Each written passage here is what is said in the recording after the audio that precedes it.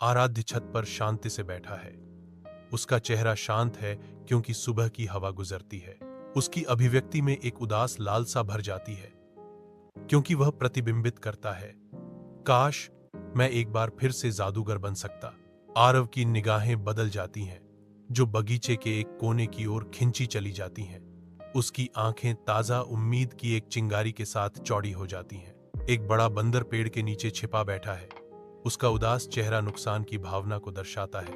बंदर भैया, क्या आप ठीक हैं? आरव चिंता के साथ चिंतनशील प्राइमेट के पास जाता है।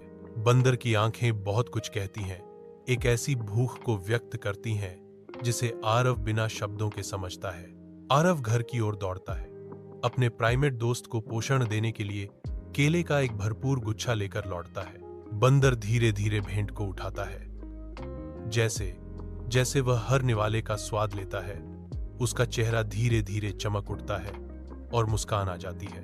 आरव और भीम बंदर पार्क में पहुंचे, एक दिन के मजे के लिए तैयार। भीम बंदर बच्चों का हीरो बन जाता है, पार्क में हंसी और खुशी लाता है।